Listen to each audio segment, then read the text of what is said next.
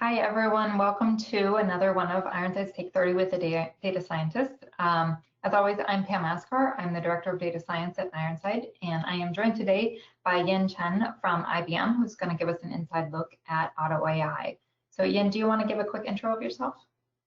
Yeah, hi, everybody.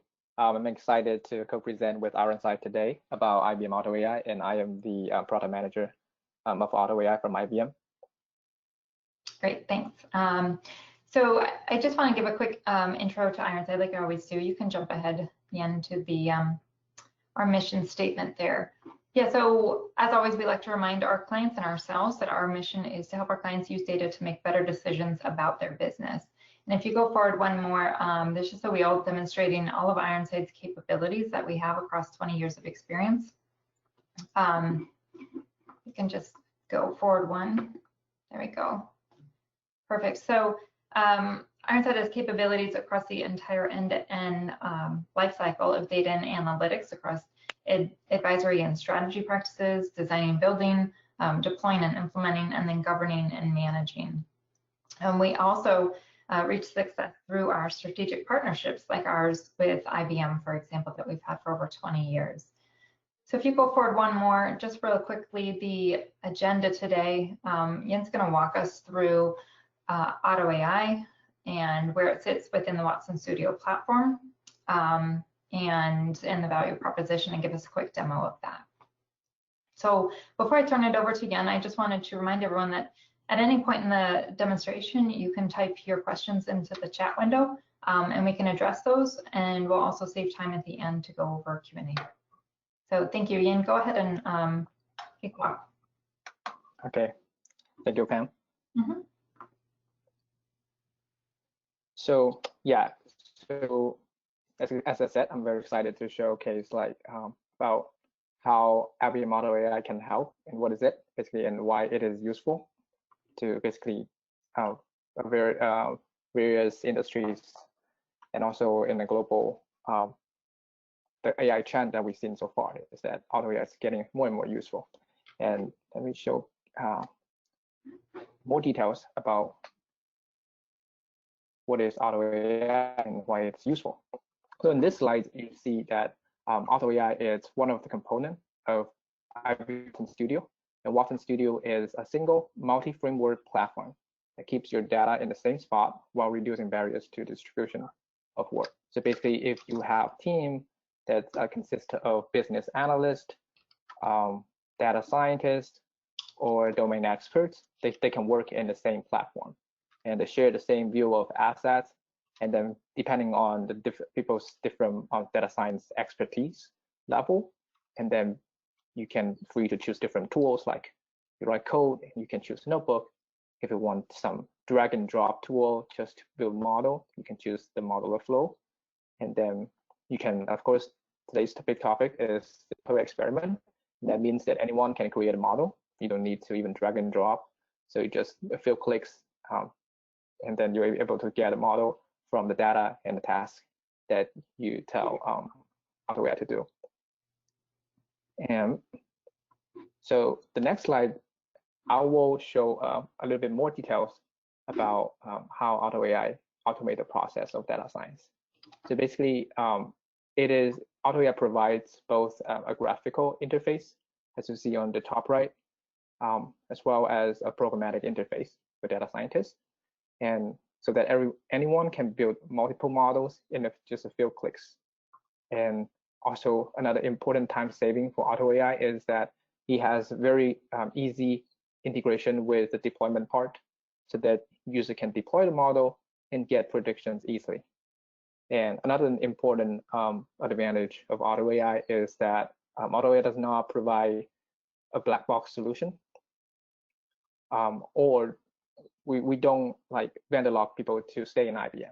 So what does it mean is that user can get the notebook that describe exactly what the model does from all the way from data prep to model selection to hyperparameter optimization, feature engineering. So we have a code, we code every step of it, and then we offer it to the user. And then what's important is that user can run this code in other platform as well. and it's in open source format, so there's no risk of your vendor lock by IBM. So use case could be, let's say you run the model in IBM for training, but you have your deployment server in, let's say, AWS, so you can still run it there. We don't vendor locking you. So what's proprietary is how to find this the best model, right? But once the model is found, and then it's free to use anywhere. So that's the value proposition of Auto AI, and it saves a lot of time for business analysts, data scientists to get a model and get a prediction or build an app around it. So with that, I will jump to the demo.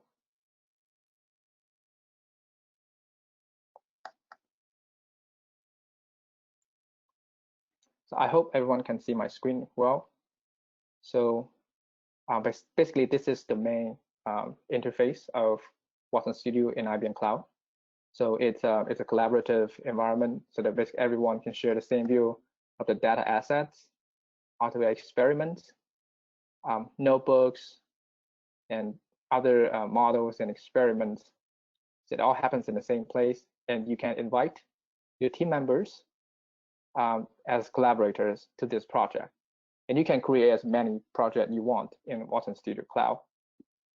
And you can give them different role as viewer or editor and admin. And also this environment has very good integration with different source of data. So for example, if you have data coming from database, let's say Oracle database or Microsoft database, then we have that connection supported for you. So if you are an IBM client, then you use many of the IBM stuff here. So some of them might look familiar to you, like a Cloud and then Cloud Object Storage, like Cognos Analytics, and then Planning Analytics. So we have connection to IBM services. We also have connections to third-party services as well. So that means that you don't have to worry about that your data is stored somewhere else, and then IBM cannot connect it for you to leverage your data and run some Auto AI experiment. So it's all supported here. People can manage the environments of this data platform together. So you see, so there saves a lot of time for data scientists to connect with each other, right? Sometimes one notebook runs in my machine, but it doesn't run on your machine, right? So this kind of environment management just solve this issue that everyone share the same environment, so that there's no more complaints about your environment or my environment. It's only one environment that everyone use and share. Okay, so let's start our Auto AI experiment. So for today's task is that we're gonna to do a bank marketing scoring. The background, to give a little bit background of the task today, is that we now have a data set that consists of an email campaign from a bank. Basically, the bank want to figure out someone will like subscribe to a term deposit or not. And then they've collected some of the demographic information of the user. And then so in the end, they will have an indicator column Y, means that this person has accepted a term deposit or not. So that's the target column that we want to predict. So with this model, the bank will be able to leverage this model to score, let's say, the next campaign, right? They will be able to figure out like who are the most likely responder to this email campaign. So that let's say if they're budget constrained, they can only send to 100 people. You can just send like to the top 100 ranked by this model. So that's the goal today, and it helps the bank to save their marketing budget. And in Auto AI, it's very easy to do so, to create that model that I just described. You just add to the project, and then Auto AI experiment, and then let's say name it bank marketing, and then just create, and we select the data from the project. This is the bank marketing data I just showed. And then because we already know that the column Y is the indicator column of a person subscribed to a term deposit or not, Then we pick the Y, and then you see Auto AI automatically knows that this is a binary classification because it reads the column. It says only no and yes there, and yes being the positive class. And you also pick the optimized metric as accuracy for this task. And if you don't like it, you can always change in the experiment settings here. But for today's purpose, I'll just go ahead with the run experiment.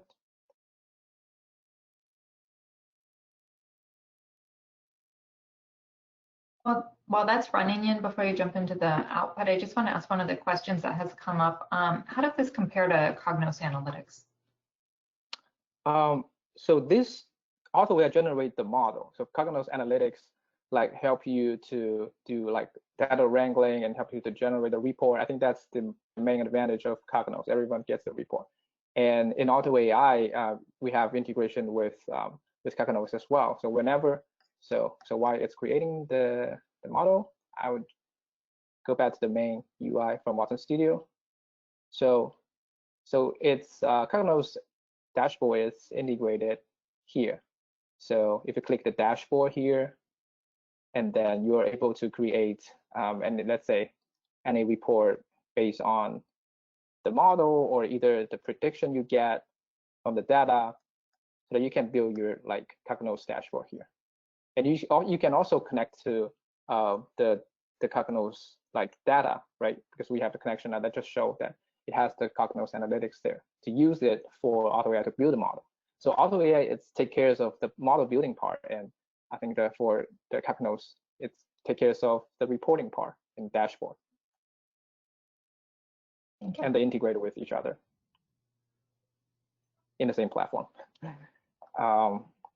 So we see that in this auto experiment, we have already got like 2 pipelines coming up, and then you can compare the performance either through the cross validation, which is the in-sample performance evaluation. Also, we test the data on the holdout set, so based on the accuracy or any optimized metric you chose before. And then once you clicked on the pipeline here, you will be able to know more details. Just by the way, it's very quick, right? It's like it's been 1 or 2 minutes, and then the data is about 1,000 rows, something like that, and then it's able to come out with the model without even writing a code. So we just click, and then you see that this here we have a collection of the metrics for user to evaluate this model performance. We have accuracy, you have area under the rock curve, precision recall, F1 measure. So even though you are only optimized towards one metric, and it also automatically calculated the other metric for you to evaluate, and then you have the confusion matrix here, because this is a binary classification, you're able to see like how many false positive, how many false negative in prediction. And you also can evaluate the feature importance that's coming from this model. Like we know that this model is a gradient. The algorithm, the choice of algorithm here is the gradient boosting classifier, and from this classifier we evaluated the feature importance of the model. So you see that their duration, speed outcomes, month, age. So if you are a domain expert, you will know like what does each of the column mean to your business, so that you can it will help you to drive some of the actionable insight, right? For example, this is the duration, means that this is the duration of their last session. They're basically the bank, right?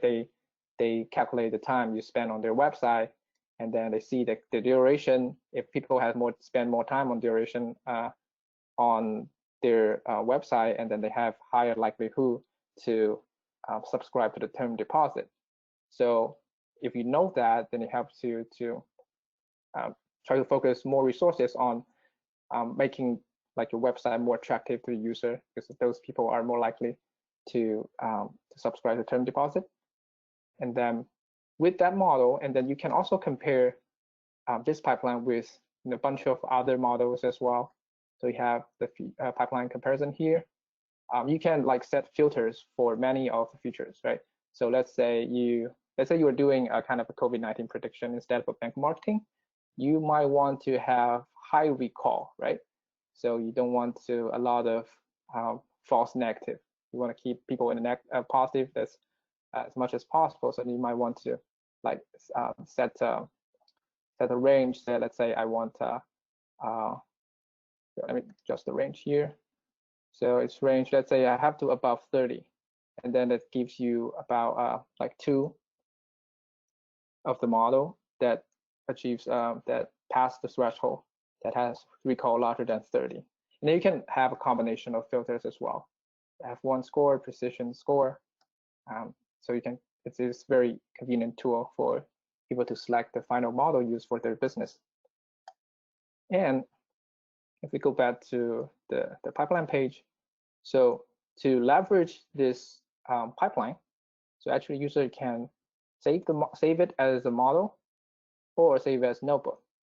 So if you save as notebook, it gives you like the transparent view of the model, in a sense that all the data prep, algorithm selection, feature engineering steps are recorded in this notebook. And also you don't have to, download it to your like local environment and figure out like what's the right tool to open a notebook. It's already there in Watson Studio. So just click the notebook. It's already there in Watson Studio, and you don't have to worry about the environment to run this notebook because it's all integrated there.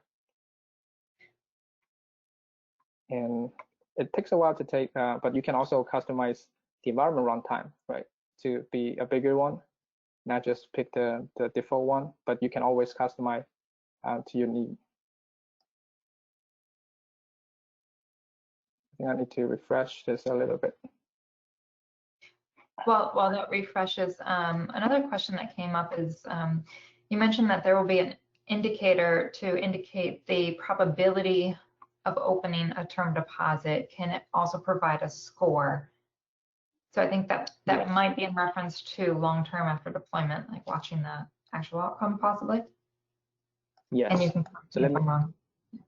Yes, that's correct. So if you save the model, and then you'll be able to get the prediction right away. So first step is to save it, the Viridian project. So if you create a deployment, just a few minutes, you will get the web service that hosts this model 24/7 for you in IBM Cloud. So just for the benefit of time, I will just show an already deployed one.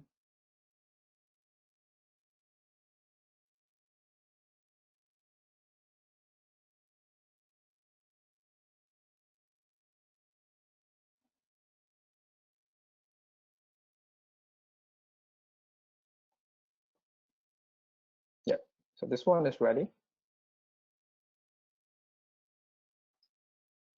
So for this one, right? So what do I mean by deployment is that you will get a service endpoint protected by WML authentication, and then so that your developers can call this scoring endpoint to make batch scoring for your new coming like email campaign data. And you can also test to get some prediction right away. Let's say the age is 25, job is unemployed, and marital status it's kind of single, and I'll just leave the other blank. So predict. While that runs, we have a few other questions, so I could ask those too. I don't want to detract too much from your answering one of the current questions about scoring, but there's a couple questions about how this integrates with SPSS, and that kind of might go back to one of the slides about where this fits into the Watson Studio platform, because a lot of people sell the SPSS modeler application, and so there's the cloud version of that as part of Watson Studio, if I'm correct. So this kind of sits in Watson Studio, kind of next to that. Yeah, that's a very good question. So we see SPS modeler as a very good add-on to the Watson Studio family, because it fills the gap of the drag and drop UI to create a model, right? So it's not a fully automated auto AI experience, but it gives you kind of a more control in how you want to customize your model. And then also it provides very good drag and drop UI here. So you can also create the model here. We call it the light client here. It's not the full-fledged SPSS modeler on your desktop, but it's a light plan. It's a light version that covers most like commonly used pattern. So let's say if I just create an SPSS model here, and then so by the way, you can also deploy the SPSS modeler in Watson Studio Cloud to get prediction, and you can compare the model you hand picked and then you tweaked in SPSS modeler with the model created by AutoAI.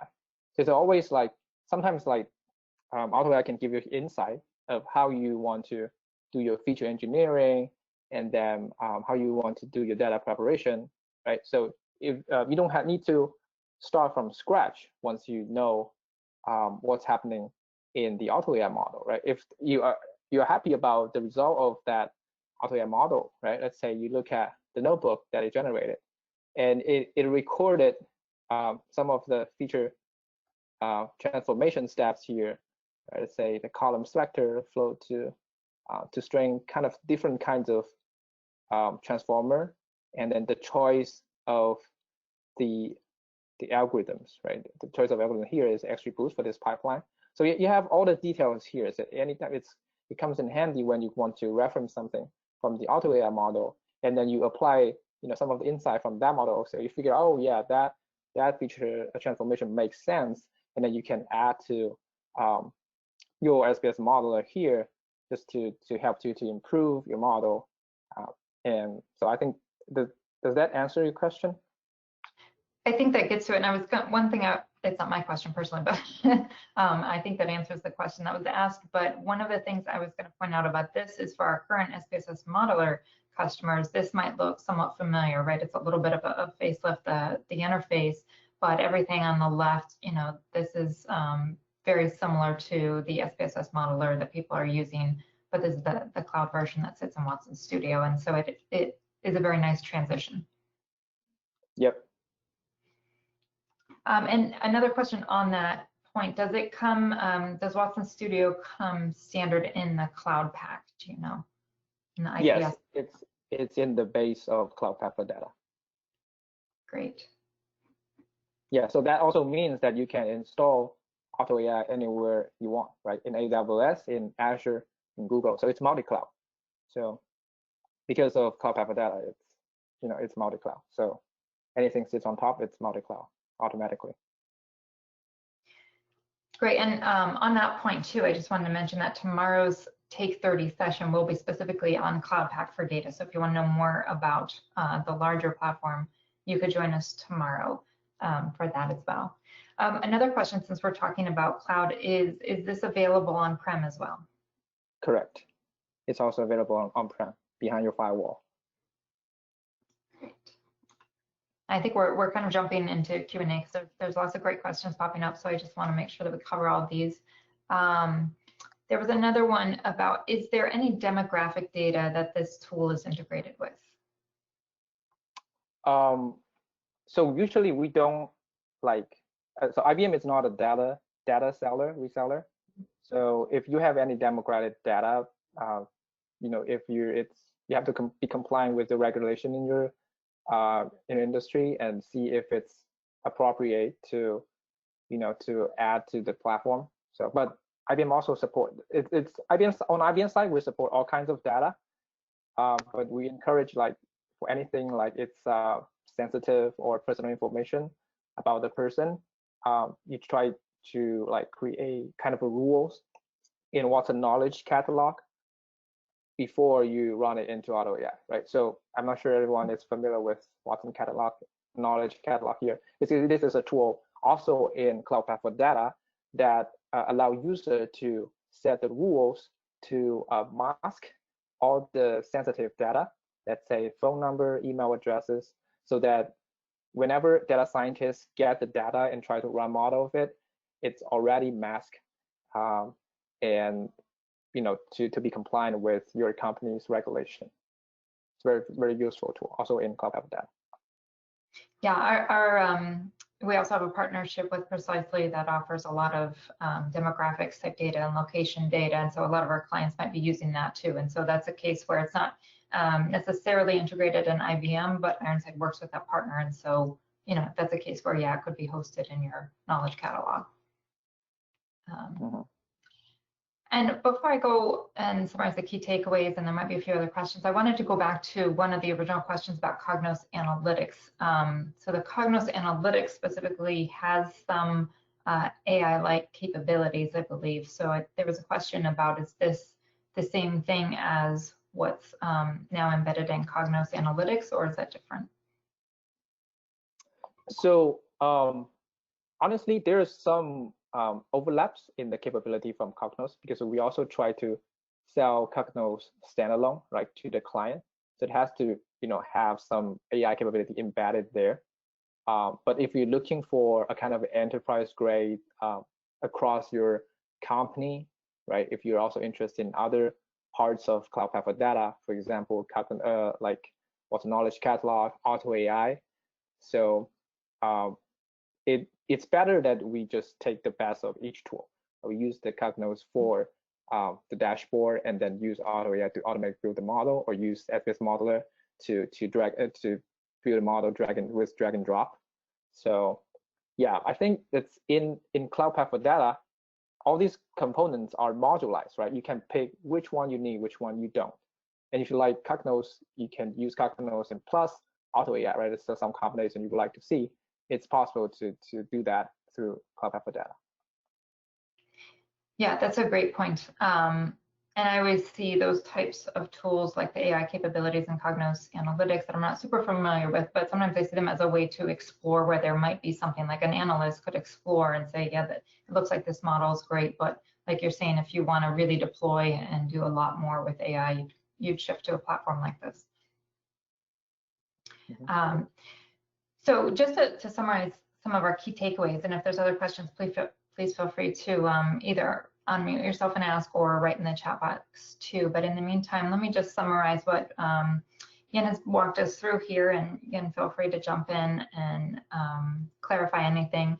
But for me, one of the big value points of Auto AI is this collaborative platform, right? So you can have data scientists who really like to work in Python and know a lot about open source, but you can also have analysts who may have some machine learning background and want to explore this as well, and they can collaborate very well together.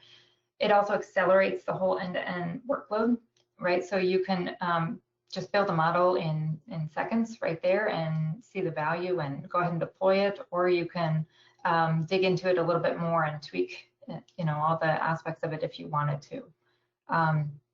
Transparent, as Yin pointed out, so nothing's really black boxed. You can open that model up and see all the code like you showed and dig into it a bit. And you also want to make sure that we know that it's free to try it out, right? So you can just Google Auto AI and get an account and put some data in there and start exploring that. Yin, is there anything else that I missed touching on? Not for me. I think you did a great job summarizing it. Great, thanks. Any other questions anyone had before we wrap up? Again, I just wanted to point out that tomorrow we will be covering the Cloud Pack for Data. So if you want to know more about this and where it sits within that, feel free to join. And also we'll send the slides out as well so that you have this information, and hopefully you can go online and try it out for yourself. Good call. Okay. I don't see more questions coming in. Well, thank you so much, Yin, for joining today, and thank you, everyone. There is one more question about sending more information on tomorrow's session. So yeah, Debbie, if you could circulate some reminders about tomorrow and the time. I believe it's 11 o'clock tomorrow, but we'll send out a link where you can register for tomorrow's session as well. Sounds perfect. Thanks. I'll send that. Okay. Great. Thank you, everybody. Have a great week.